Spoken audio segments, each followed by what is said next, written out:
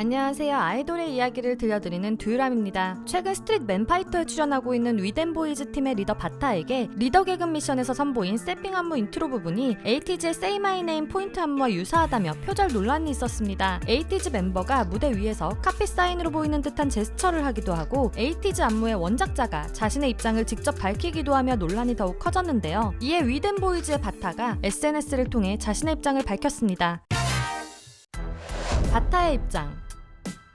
바타는 10월 14일 인스타그램을 통해 최근 논란에 대해 글을 올렸습니다. 바타는 처음 음악을 들었을 때 황야가 떠올랐고 오토바이나 말을 타고 등장하는 모습을 직관적으로 묘사해 인트로 안무를 만들었습니다. 그래서 시작부터 시동 모션을 취하고 하체를 크게 킥하는 것과 운전 후 내리는 것까지 하나의 기승전결이 있습니다. 현재 비교되는 안무와 동작의 연결성, 의도가 전혀 다르다고 생각합니다. 라고 말하며 자신이 만든 창작 안무이고 에이티즈의 Say My Name과 다르다는 입장이었는데요. 법원 판례에 따르면 안무가 저작물로 인정받기 위해서는 안무가의 창조적 변형이 있고 춤과 음악이 어우러져 음악의 흐름에 맞는 하나의 작품이어야 하며 안무가의 사상 또는 감정을 표현해야 한다고 하는데요. 바타는 입장문을 통해 이 부분을 설명했죠. 그리고 표절이 아니라고 주장하는 사람들은 에이티즈의 안무 원작자가 안무 시안을 제작한 시점은 2018년도 말이었는데 2018년에 한 매체에서 이미 비슷한 스텝과 안무가 나온 적이 있다고 주장했는데요. 이와 함께 망치춤, 트월킹 등 특정 동작에 대한 저작권을 인정하면 이후 안무 창작에 제한으로 작용할 수 있기에 안무는 부분적인 동작에 저작권을 인정하지 않는다고 주장했습니다. 덧붙여 바타는 춤이라는 문화를 사랑하는 사람으로서 아티스트와 안무가는 서로 리스펙트하는 모습이 멋지다고 생각합니다. 하지만 그렇지 않은 것 같아 많이 안타깝습니다. 라고 말하며 현재 상황에 대한 안타까움을 표했습니다.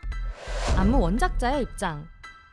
현재 바타의 새삥 안무 인트로 부분과 유사하다고 논란이 된 에이티즈의 안무는 해외의 댄서인 안제 스크루브가 Say My Name 안무 시안을 제작하였고 에이티즈가 Say My Name 안무로 채택하여 사용하게 된 안무인데요. 안무 원작자인 안제 스크루브는 바타의 입장문이 나오기 며칠 전 바타와는 반대되는 입장을 말했습니다. 안제 스크루브는 인스타의 동영상을 통해 안무의 어떤 동작을 카피하거나 영감을 받는 것, 안무의 흐름 전체를 카피하는 것에는 차이가 있다고 했는데요. 이 안무는 조시 스미스가 2018년 말에 만든 것이라고 하며 뭔가에서 영감을 얻었다면 최소한 원작자에게 공을 돌리는 행동을 해야 한다고 주장했습니다. 표절을 주장하는 사람들은 바타의 새삥 안무 인트로 부분은 에이티즈가 Say My Name을 냈을 당시 드라이빙 댄스로 부르며 챌린지도 할 만큼 시그니처 동작이며 이 자체가 하나의 안무라고 이야기했는데요. 바타가 현행 안무 저작권법상 표절의 문제가 없더라도 안무의 흐름이 유사하다고 원작자가 표절이라고 생각한다면 크레딧을 줘야 한다고 주장했죠. 이와 함께 아티스트들이 안무의 저작권을 지키기 위한 사례들을 말했습니다.